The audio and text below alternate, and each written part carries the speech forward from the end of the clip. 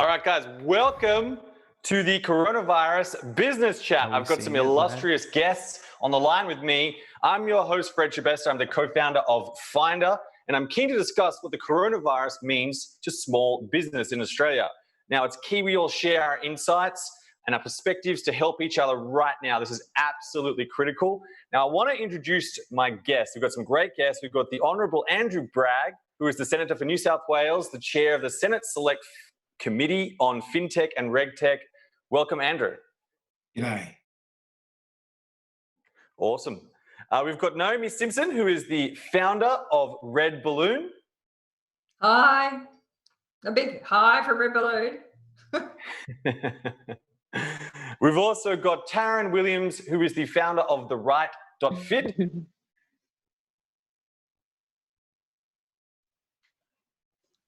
Awesome. Hello. And we've got James Chin Moody, who is the CEO and co-founder of Sendle. So welcome everyone to the stream. Good to have everyone. First question I wanted to talk about, guys, and just with the streams, we're broadcasting right now on Facebook. We're on LinkedIn and on YouTube, wherever you're dialing in on. Welcome, big shout out, lots of love coming at you live right now. Lots of love, everyone. Do send in your questions. We are going to answer your questions. Send it to any of our guests. Send them in, whatever you would like to say. We're here. We're shouting out. We're calling out to you. We want to help you with your small business right now. So do send in your questions, guys. Now, Andrew, what does the situation look like right now for Australia? How are we going?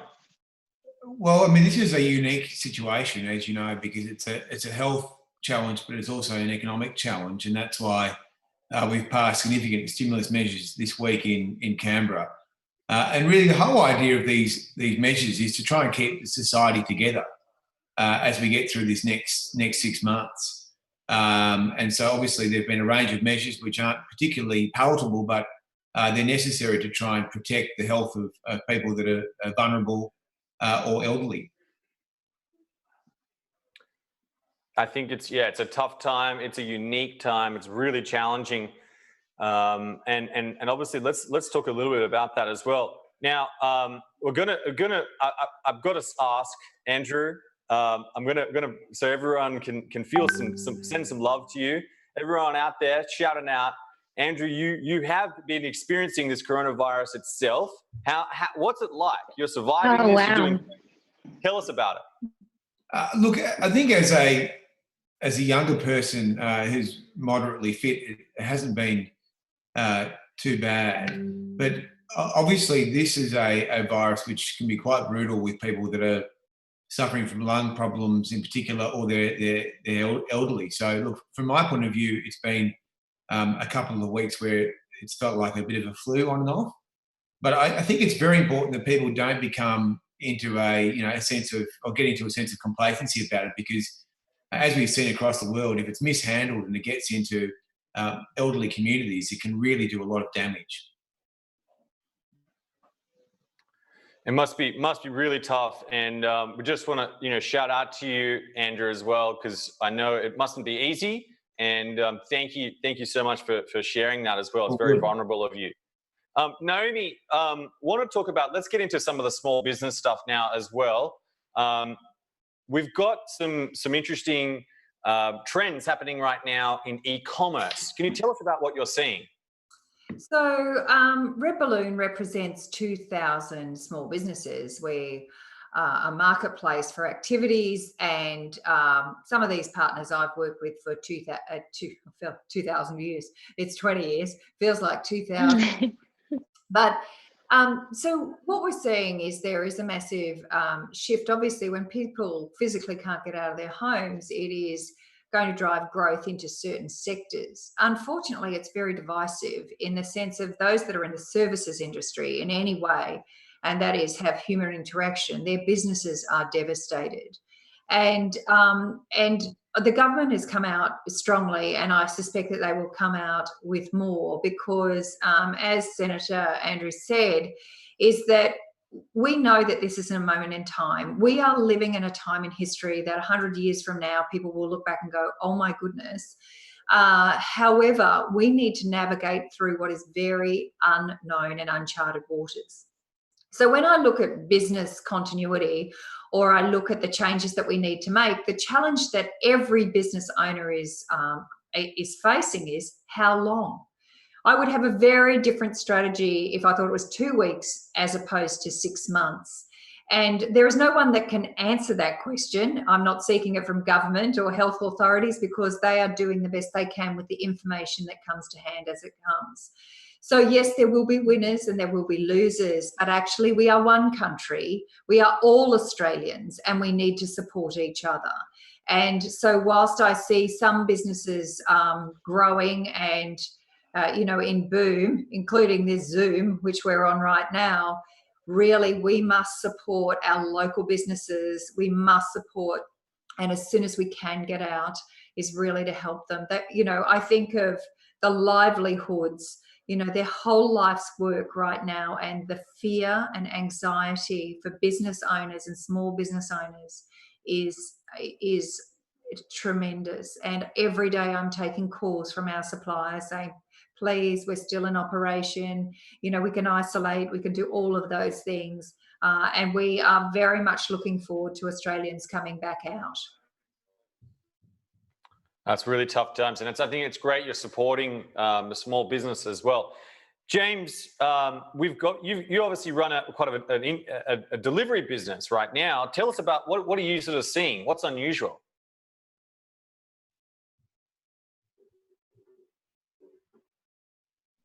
I think we might have lost James. I think James might be on mute. Maybe. Hey, look, I think it's as Naomi. There we are. There we go. Like as Naomi said, look, we've never seen anything like this before. I think the main thing we're seeing is just so much volatility. We're seeing like week to week, we'll see different areas where things are spiking and things are not. I think all of us have actually got somebody who's been affected. Somebody who's lost a job. Small business who's really struggling. And so one of the things that we're seeing at the moment is in the short term, there's a lot of e-commerce. There's a lot of people who are buying online. I think we worry about the medium term, particularly because, what will happen is we start to see softening of demand. I think as Naomi said, everyone's going to be pitching in to help each other, and that's really important.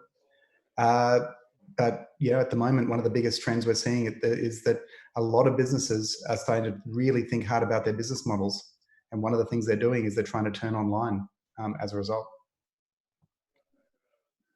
Definitely big trends in the online space. Talking about the online space, Taryn, how is you work a lot with influencers with your business. How has the business of influencers adapted to this? What's been happening? It's actually been really interesting. We've seen so many brands who have traditionally relied on out-of-home advertising and even TV, which obviously a lot of people don't think about being affected by this crisis. But we've lost a lot of the major viewing attraction events. So NRL, AFL, most of our big entertainment events like that have been cancelled.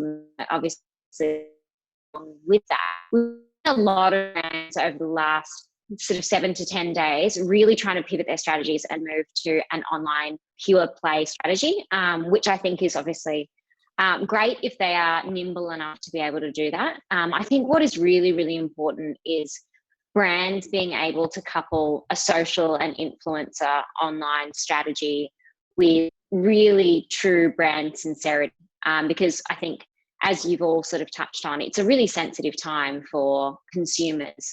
Yes, we're all stuck at home, so we're unable to go to work. Yes, we have more time to shop online, but there's also a number of people obviously very affected by this, losing their jobs or losing their businesses. So finding a way that as a brand you can execute in that space well. I mean, I think we saw it with LVMH converting their fragrance houses into hand sanitizer factories, which was amazing. Woolworths have had particular hours where they've been open just for elderly people to be able to shop safely. So I think if done well, it can be really powerful, and you can execute a really great online social influencer-led strategy. But it needs to be done with that brand sincerity, because it's a very sensitive time. Really interesting. Yeah. And I think one of the things is, I think what a lot of people are looking for right now is some help. I thought we might go through the panel again. And I just wanted to ask, I wanted to ask everyone what the number one tip they had for small business right now. Andrew, maybe we'll start with you. The number one tip right now is to call 13 28 46, which you can do not on 5 days of the week, but on 7 days of the week right now. And you can go through the full list of the new measures that the Parliament has passed just in the last few days. Now, the government is providing cash payments to small business. The government is providing loan guarantees. There are other measures like instant asset write-offs. There's a lot of practical measures around the corporate governance and the directorships for small businesses as well, which are designed to help people stay afloat. So I really encourage people to go and ring that number. That's 7 days a week, which I know is strange for government, but that's I think is appropriate at this time. Or you can even go to business.gov.au and get the full list of the things that the government is doing right now. Naomi, tell us what's your number one tip? Thank you, Andrew. So, look, we are going to come through the shock. We are in a grieving process, and now we need to get very strategic. So I would suggest that people get a piece of paper, and on one side they put defensive, and the other side they put offensive. That's defensive strategies and offensive strategies. In your defensive strategy, you go through every single line of your profit and loss and every single line of your balance sheet and your capital expenditure. You look at what is in your short-term strategy and your long-term strategy, and you weigh off, and a long-term strategy is not a bunch of short-term things bunched together, but you look at what is it in your capital expenditure that you can push out that maybe deliver slightly later. So there needs to be accountable for every single line item in that profit and loss. What can you put off? What can you defer? What can you put on a hiatus? Get really close with your bank. The bank is not just your best friend in this time, but they're also the conduit to the government. So make sure you have a really strong relationship with your bank, and that they know your business, your heritage, and your contribution to the economy. So the first thing is your defensive strategy. Right now, there's very few businesses who can come with an offensive strategy. In fact, it can come across very poorly if it looks like you are profiteering from other people's pain. So you must be ready with your offensive strategy. Our offensive strategy, when we are able to bring it out, will be about giving Australia. You can gift a red balloon voucher, which is a piece of small business. So it will be Give AUS, which basically means big business supporting small businesses and buy small business. And that will be our campaign. But right now, that would be a complete waste of money because people can't leave their houses. Though people are still having birthdays and Mother's Days coming up, can't help myself but advertise. You know, I am a marketer after all. So my number one piece of advice, offensive, defensive, accountability on both sides, and make sure you take a longer term view of how you look at your expenditure. Awesome. That's great. Yeah, getting a list and getting some actions. James, what's your number one tip for small business right now? My tip is, look, it's similar to Naomi's in that just you can't take anything for granted for at least the next 6 months. I think the world is going to be completely different in 6 months' time. Think of all the forced behavior change we're going through right now around telehealth, telecommuting, teleworking, online shopping. Everything's going to change. And the best thing you can do when you can't take anything for granted is, like Naomi said, you reduce your burn, you cut your expenditure as much as you can, and you extend, whatever, you look at your cash. That's the most important thing that I think every small business needs to do for the time being. And then, ensure that you are looking for help if you can get help.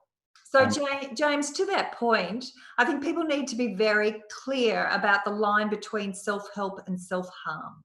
because you've got to look at the point in which you're actually harming your own business when you're cost controlling. And that is the very, very challenging thing for us as we navigate that, particularly with our 2,000 small businesses and we support them. You know, if you cut too deep and too hard, you haven't got the infrastructure and the capital investment to get out the other side, and you just won't make it. So I'm really advising people on the difference between self-help, that is, we've done everything we possibly can, before actually putting into a ditch, which is why a lot of businesses are going dark and standing down, is because that is in fact self-help rather than self-harm. Yeah, we heard a really good analogy of, you know, fat, muscle and bone. And basically, you know, looking at where you're expending, you know, the fat is the things that probably are discretionary for the time being. Your muscle is the stuff that, you know, in some ways will hurt you in the long run, that you might be able to cut in the shorter run. And then bone is the stuff that's the fundamental pieces of your business.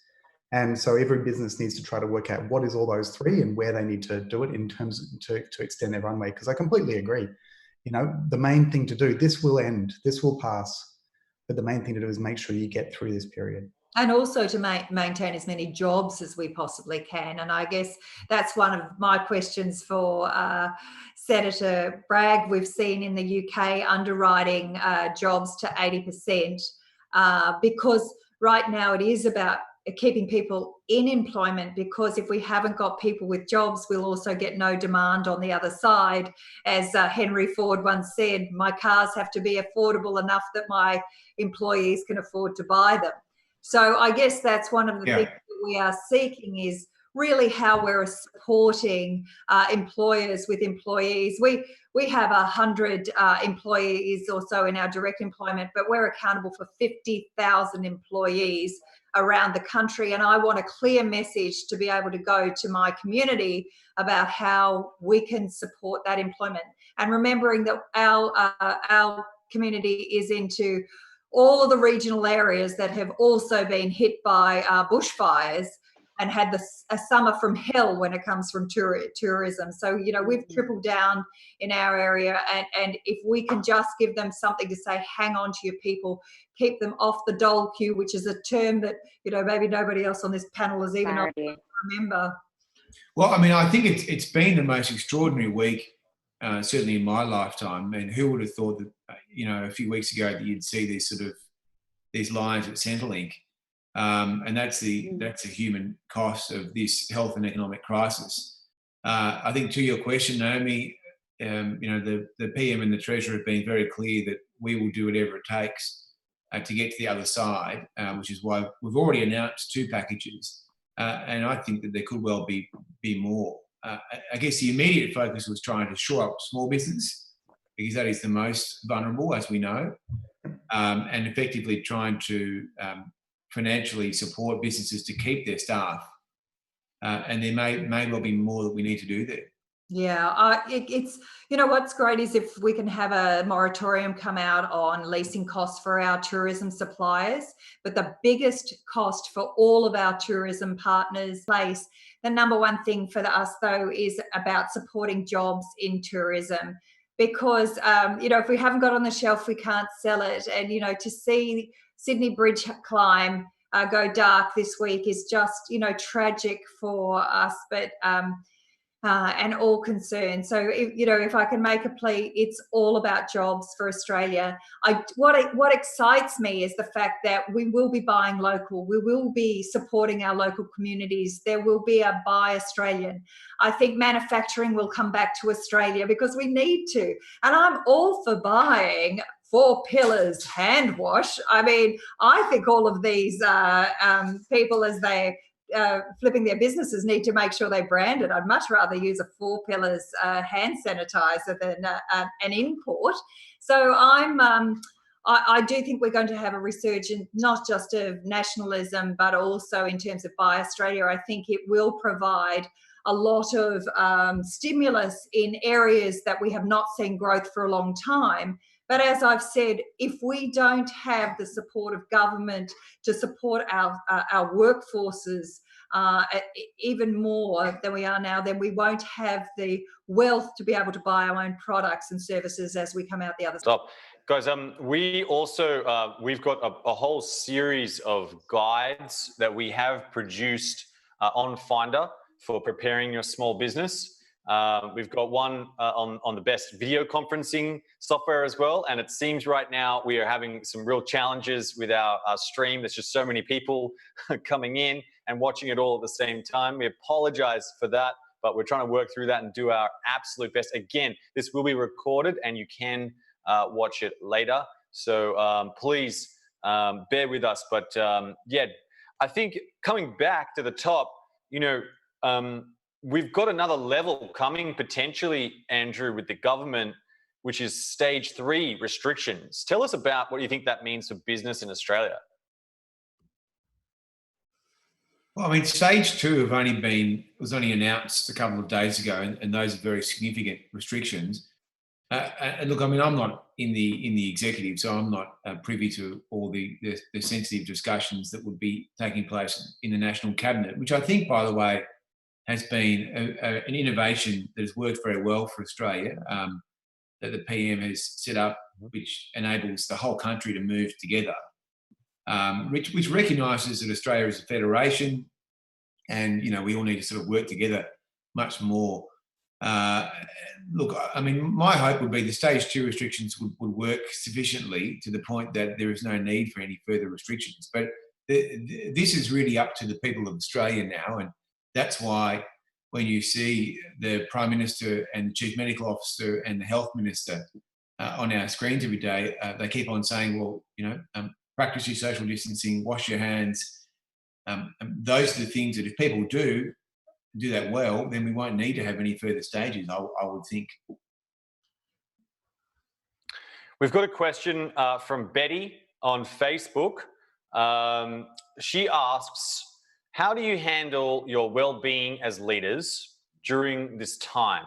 And how do you show your vulnerability to your teams when you're looking, when they're looking to you as a leader? Thanks so much, Betty, for your question as well. So we might just go through.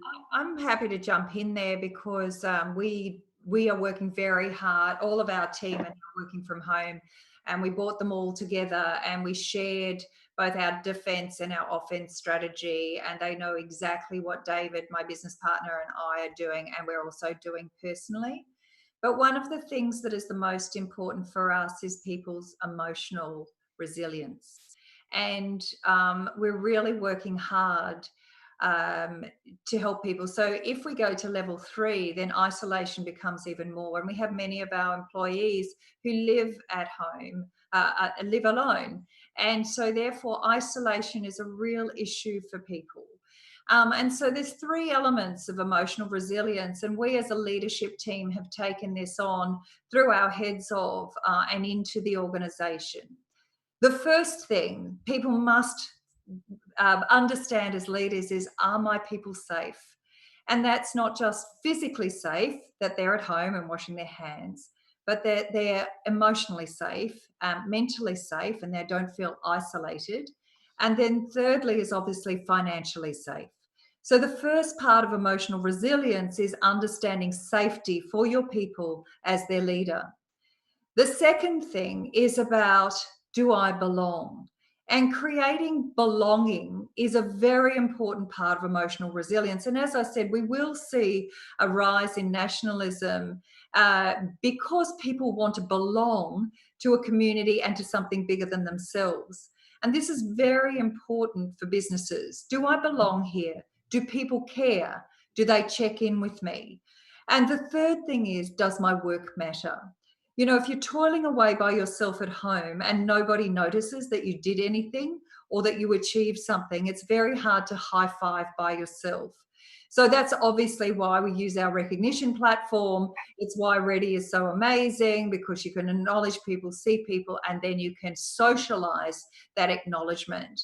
So we as leaders in our group are making sure that we support people at that emotional resilience level, which at its core is about their well-being. We're doing all of the other things like, you know, the yoga and the healthy eating and the humour and everything else, but it is that emotional level that is making the workforce throughout Australia, well, in fact, everybody throughout Australia, feel so vulnerable. James, how are you handling this as a leader?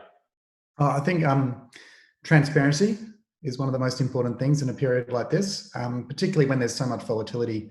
Just sharing what's happening very, very regularly, and I think also what you're going through individually is really important. So because at the end of the day, the solutions come from everybody.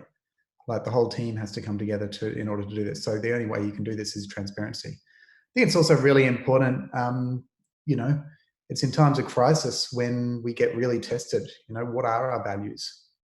Not compromising on the values that you've built in your business, the things that actually matter to you. Because it is really easy when things are tough for you to take shortcuts or to throw those values away. And I think the third one is actually really working on the communication piece. Like, you have to almost be over emphasizing, how much you communicate. I did virtual Zumba for the first time this week.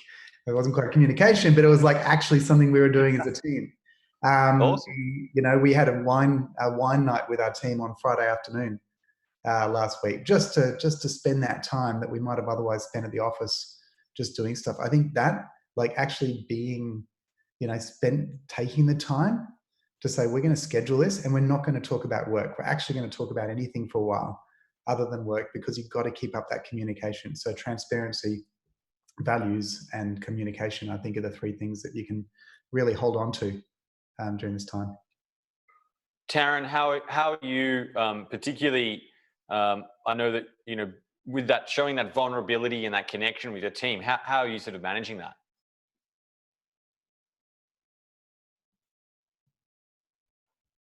Was that for me, Fred? Sorry, I've got a really bad line there. It was, Taryn. Yeah, just asking you how. Yeah, I think it was something that I learned really, really early in the piece, just being in startups in general, is that it can be really easy to justify trying to be a martyr as a founder or an entrepreneur, and that you need to carry the weight of the world on your shoulders, and that you need to protect your team, and that you're the one that started the company, so it's all on you, and you must single-handedly fight every battle and protect them from anything, and that's just not the case. I think, as both James and Naomi touched on, the more transparent you can be with your team, and the more you can include them and check in with them, the easier it is for them to feel safe. And as Naomi said, safety in the workplace is just first and foremost so fundamentally important before those people can even think about contributing ideas to how your business may come up with a strategy to survive this. If they don't feel safe in their role being there in 3 weeks' time, or in how they're going to do their job, or being valued, they simply don't have the ability to contribute above and beyond, ticking off their batting back emails and dealing with the 9 to 5. So I think firstly recognizing that you don't need to be a martyr.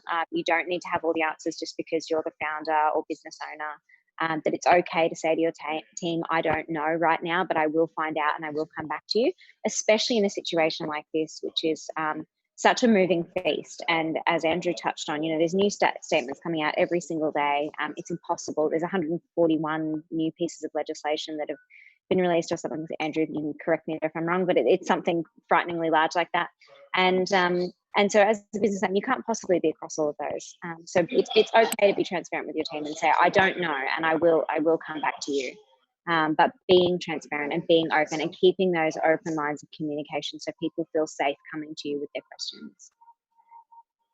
That's awesome. And I think, I guess, just to answer your question, Betty, myself as well, and you guys seem like you're being very transparent and very vulnerable. I myself, I think, probably am not managing my well-being terribly well. I think I've been working for maybe 12 days straight in my chair, trying to pivot and move.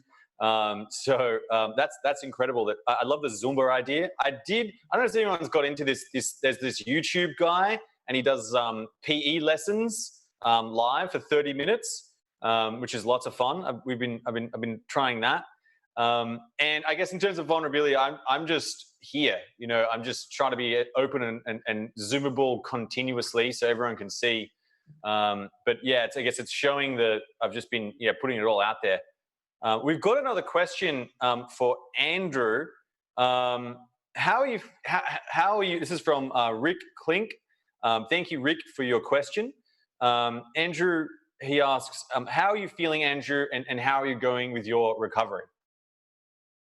Well, I'm very well. And I think what I've tried to do initially was to go through a process of identifying who I came in touch with and then really trying to help my office and my staff get through this little process. I mean, I'm very conscious that as a member of Parliament, we're in a very privileged position that we have paid positions, and there are a lot of people in the private economy that don't have the same level of job security in that sense. So I'm really trying to make sure that I remain productive and that I, given I'm paid by the taxpayer, continue to put forward ideas that can help the community and help the country, whether it's on fintech or super or Indigenous voice, and then in the short term, find ways that I can help support small businesses, for instance. So trying to remain productive, I think, has been a very important thing over the last 10 days.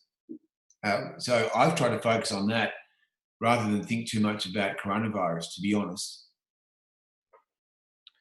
It's amazing. Yeah, and I guess, being as you're feeling, becoming well, and thank you so much for joining us tonight as well.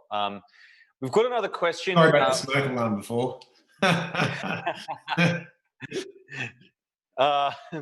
We've got another question from Aussie Jack, and he's asking about whether cryptocurrency will rise out of this with some of the negative interest rates and hyperinflation that could potentially be seen from this. I guess I wanted to ask generally, more about the economy and markets and how everyone's kind of approaching that as a business. I guess particularly from funding and running the business and seeing the markets and investments. I'd just love to hear about everyone's view, I guess, about that. Yeah, well, we're a venture capital backed startup. So we've worked really, really closely with our board and our venture capital partners. They've been phenomenal through this process and having nearly daily calls with their portfolio of companies. And their advice is, yes, on the back of this, it will be very difficult to raise funds in 2021. So they've really advised all of their founders to try and make sure that they have a plan for a 12 to 24 month runway based on the reduced revenue that everyone in the portfolio is expecting, and to really map out what those look like. And as Naomi touched on, making sure that you've got a strategy based on the different outcomes. If this is a 3 month, 6 month, 12 month or 18 month impact on the business, and more broadly economically what that might look like. Because yes, it will be tough to raise capital if anyone's looking to do a round. I think that is obvious in the given circumstances. So I think making sure that you've got a really good handle on your cash burn rates is incredibly important. I think you raise a really interesting question also about the startup community. You're venture backed, so you are much further down the track, obviously 6 years in business. But when it comes to the startup community, we're going to see two things. We're going to see lots of people who have got a side hustle. They're going to give it a crack. They're going to start an eBay business or something and looking for incremental income, whether that be part of the gig economy or micro employers. I guess the real challenge for us is about innovation and the startup community, because I can imagine that the angel investor community, which is the segment before we get to venture capital, is going to be very, very gun shy, so to speak, and very conservative. So I would argue that if people do have an idea, and I can't help myself, I was on Shark Tank for, can't help myself. But if people have got that idea, they're going to have to really look very carefully at their business model and how they test their minimal viable product and actually get it to market and in a very minimal form so that they can prove their thesis and prove that they have a job that people are prepared to hire them to do. So I see massive changes in particularly our startup and entrepreneurial communities for the foreseeable future. Yeah. I think also there's going to be a big shift from, and this you probably started with the WeWork debacle as well. A big shift from growth to unit economics. Yeah, absolutely. Really getting a handle on those, and because I think one of the biggest questions is going to be, how much of this is the health sort of impact it does translate into the economic impact, and I think the health piece, hopefully, pray will be something we can contain. I don't think anyone knows what the economic impact is going to be, because there's no it's not 2008, it's not 2000, it's not September 11. There's no sort of analog right now. A weakness of the global financial system. We're not quite sure, and what will happen as if there's strong softening of demand and all those things. But I think the one thing we can say is that a much deeper focus on unit economics. I think until recently, there's been a sort of a big premium for just grow. Now I think we're focusing on the unit economics piece of a lot of businesses more than ever. I might just add there that one of the things I'm doing in Parliament is chairing an inquiry into Fintech and Regtech, and those sectors have come under enormous difficulty over the last few weeks, and so I'm very sensitive about this point that we don't want to lose ingenuity, we don't want to lose fledgling businesses, we don't want to lose the new ideas that are coming from those sectors, because especially when you look at the financial sector, Ken Haynes showed that the large incumbents weren't always doing such a good job. So it's very important for consumer choice and competition that we don't lose these sectors. So, for example, in this case, we're going to reopen submissions to that inquiry tomorrow and ask the market if they have any ideas about what we could do to support them. We've got a question from James Chin. Thank you, James, as well. And guys, do send in your questions. I know there are a few banked up, but we will get through this together. The question is, what are your thoughts on governments providing 80% of employees' salaries versus what the Australian government has done? So that's obviously the government in the UK has done the 80% salary. Andrew, I think there was a question before from Naomi, but I'm keen to understand what are your thoughts about that 80% from employees with the salary? Well, we've just announced that the policy, which is designed to support employment, and there may be more measures, right? So I think the position of our government is we will look at any idea that's credible and reasonable as part of our rolling and scalable response. But what we're not going to do is get bogged in on any particular response. That for example, even on this fintech example, we're seeking ideas from the market. So I think we've proven ourselves to be open-minded. I know that a lot of people, for example, on the weekend like the idea about being able to access your super, which is an idea that probably came from the private economy. And I think for everyone, they're probably making, I guess all businesses are making some hard decisions right now in terms of, with their crews and things like that. And, does everyone have, I'm interested when everyone thinks, in terms of what their suggestions are in terms of managing those discussions and those decisions around people right now. I'm happy to kick off, but I'm very aware that I've been doing a lot of talking, so I thought I'd be quiet for a little minute. But when it comes to employment, the most important thing for us is to be able to see the future.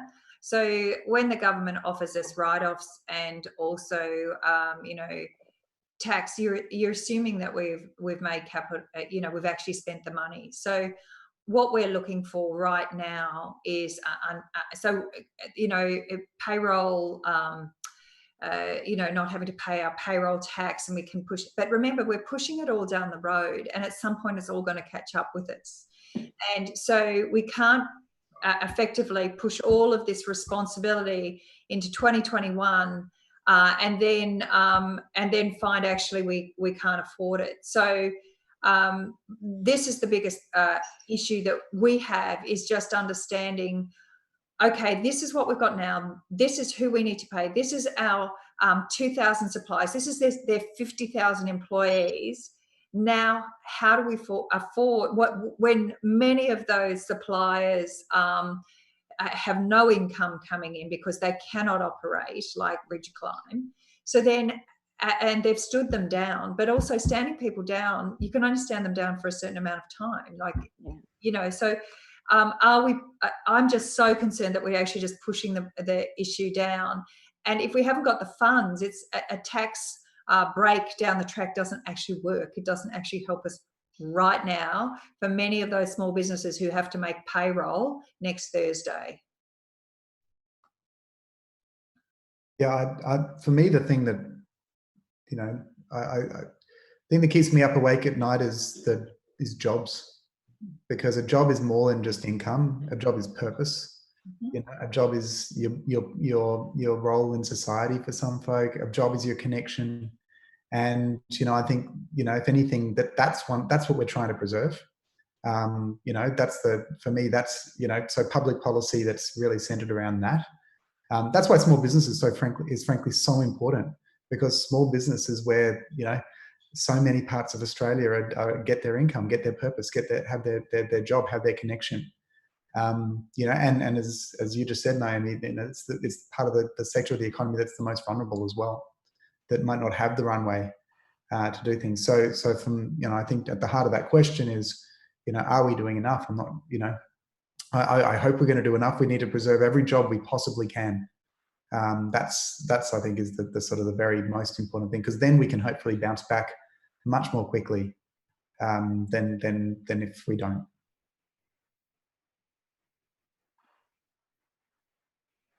Yeah, I think another thing, we've got another question as well come in, talking about, you know, from, we've got Aussie Jack here, doubling the dole is not the solution, as we should have spent the money on the employers to keep people in the jobs. I guess the question is, you know, where should the money go? You know, should it go to the businesses? Should it go to the people? Should it go to both?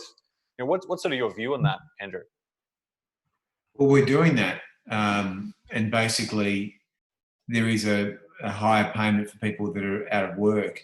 But we're putting the bulk of the response into trying to keep businesses afloat through the loan guarantees, direct payments, and you know, there may be other things as well that we need to do to keep people employed. And I you know, obviously strongly agree with the sentiment of the panel that the main objective here is to keep people employed, because we will get through this. I mean, no one seriously thinks that this will defeat Australia. I mean, there will be an economy, there will be a society in 6 months, and that's why it's so important that we try and get the economy and the health system through this difficult patch.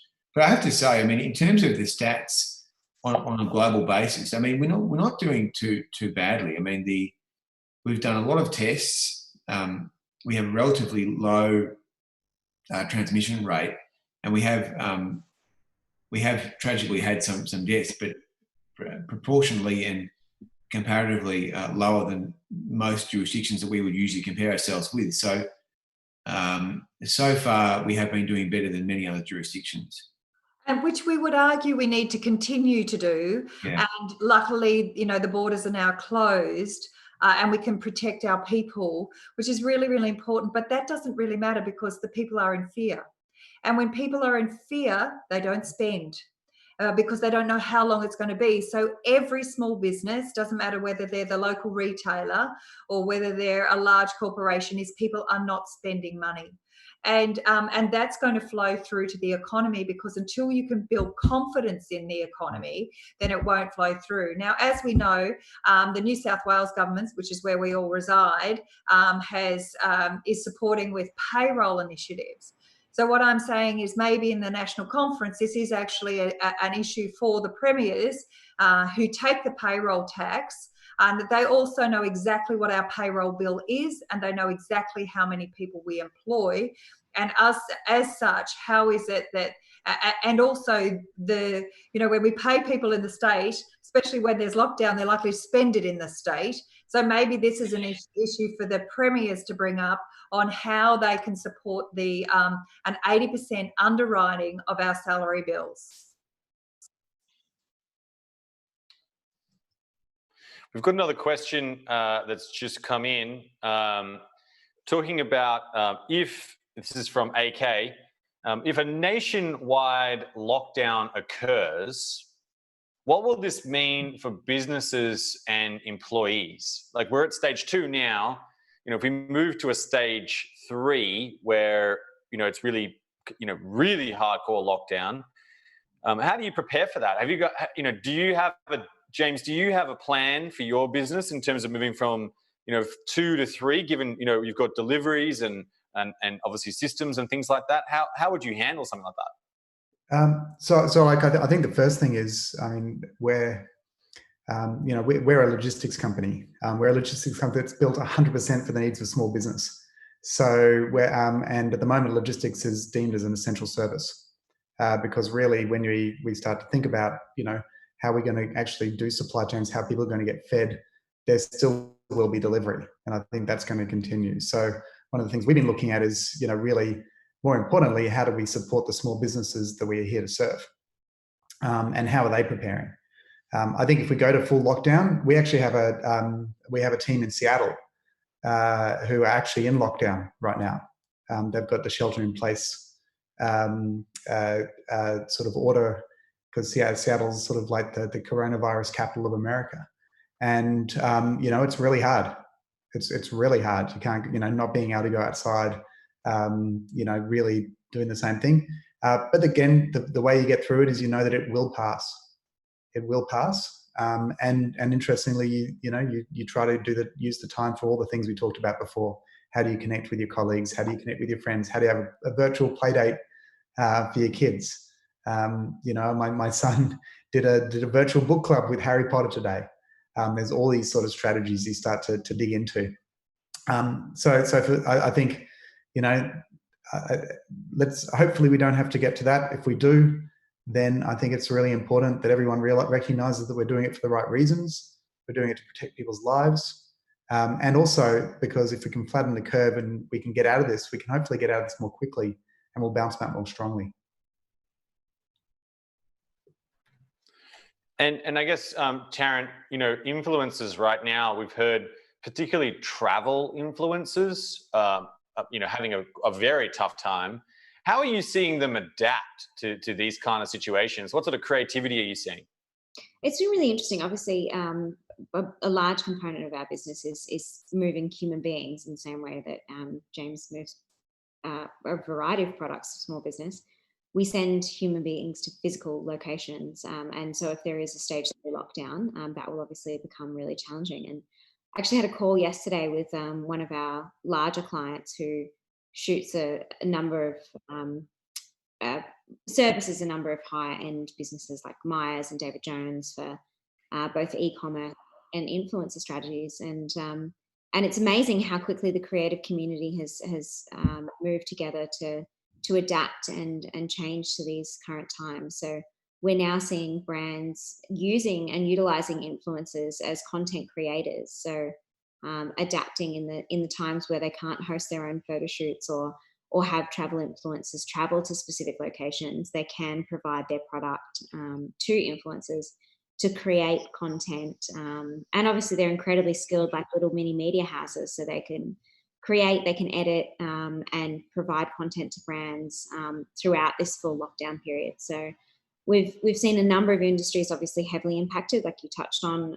Travel, hospitality have obviously had an incredibly tough time during this period, but we have seen obviously a number of businesses trying to adapt and come up with e-commerce and direct-to-consumer strategies that can utilize influencers and direct-to-consumer online strategies, who I think will continue to do well and build community during this time, which I think is I think something that we're all really relying on. And I think right now we're also seeing a lot of your experiences, Naomi, are in person. And obviously, I've seen you guys are adapting with some virtual experiences, which is really exciting. Yeah, thanks for asking, Brent, because this is the fun part of the conversation, which I was hoping we could start with. So obviously, 2,000 small businesses, Red Balloon.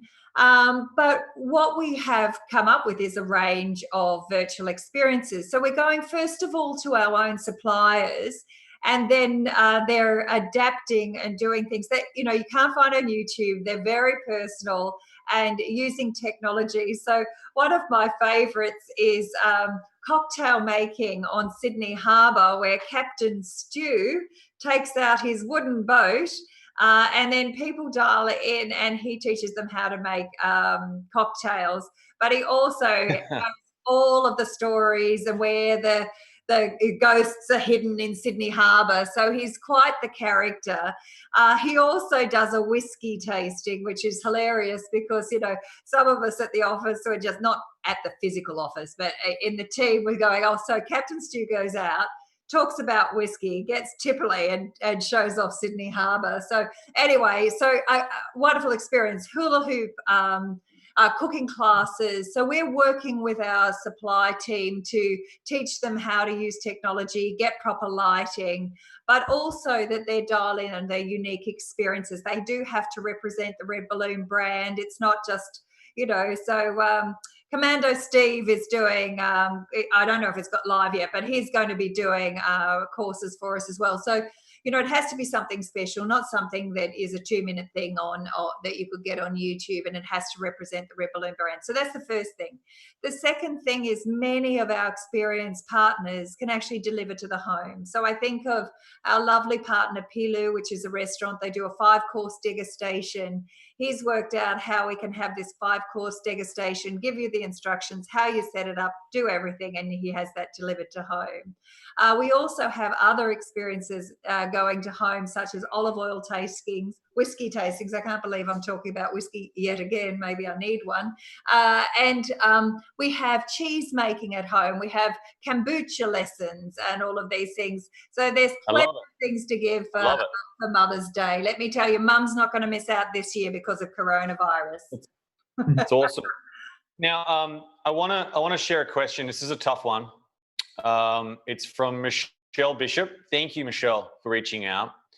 Now, I'll read it because it's important. Michelle asks, my question is, do I bunker down or do I adapt? Now, let's hear about first. That's the question. And the question, and let's give us some background.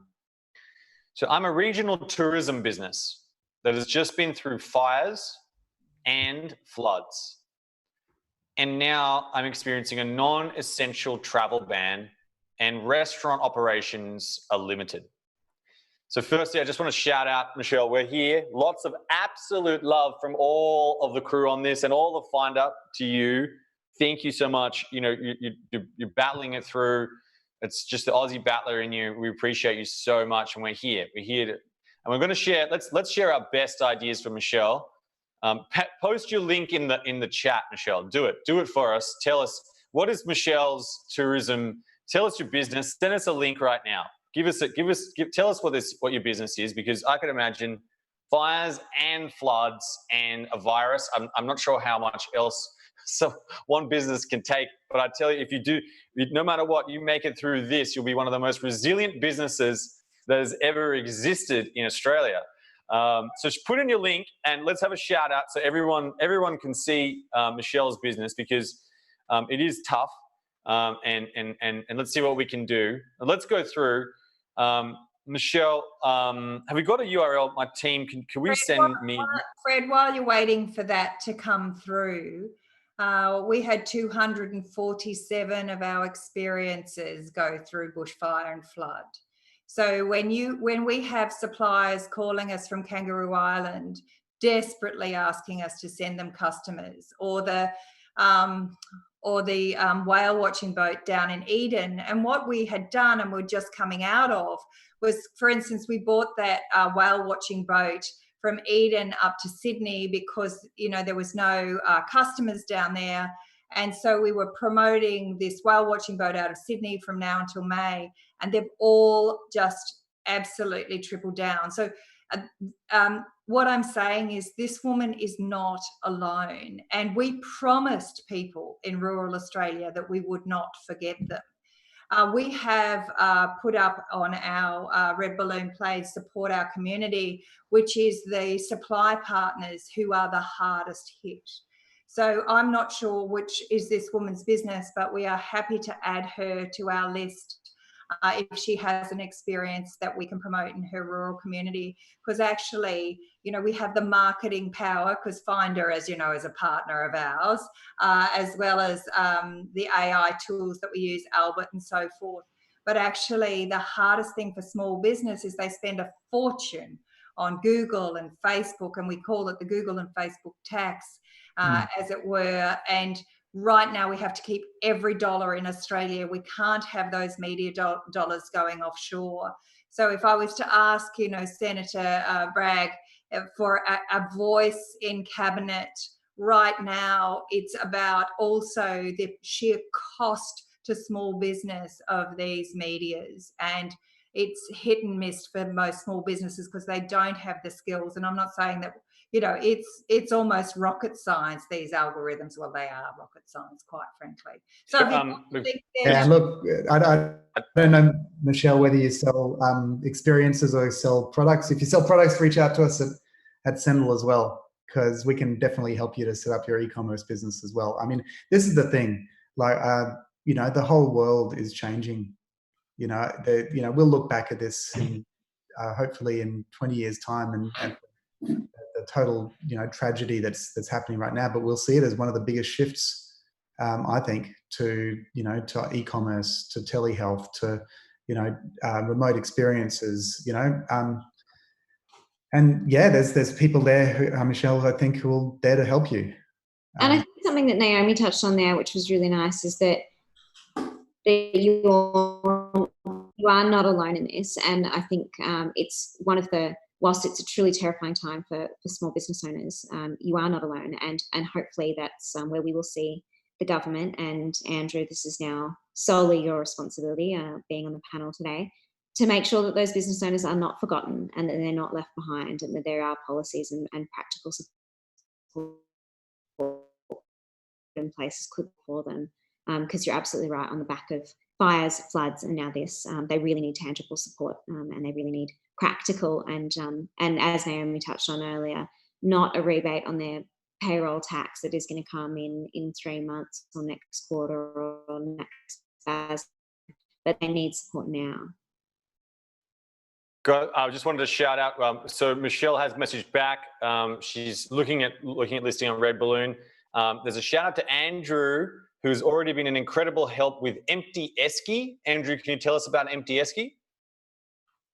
Well, one of the things that you recognise in these spaces is that the government can do a lot in terms of trying to help buttress the economy against these problems. But in the end, you really do need the private economy to kick along for businesses to be sustainable. And so the Empty Esky movement was about encouraging people to go down to a fire-ravaged area, which was safe to visit, and filling up an esky, right, with produce and goods, or buying services from those affected regions.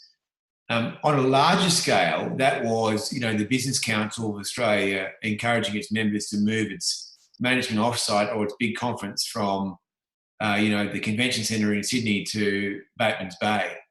I mean, those sort of very practical changes, which inject cash flow into the regions where there have been bushfires, are also a very important part of how we recover from these things. The challenge with the coronavirus is that, unfortunately, we can't replicate that method. So I think the reality is it does involve more government intervention now because the market isn't operating. We had a lovely campaign with the Empty Esky team. I believe our brand marketers were in touch, and we literally were at the point of launching a whole campaign called Explore Australia and Take Your Esky. massive, behind it. And literally, we were going live with that on the 11th of March. And the 11th of March, we're like, hang on a minute, what's going on with sales? And the 12th of March. And we know exactly the moment that there must have been a news article. And in that moment, people go, no, we're staying home. So we had to pull the campaign and stop it.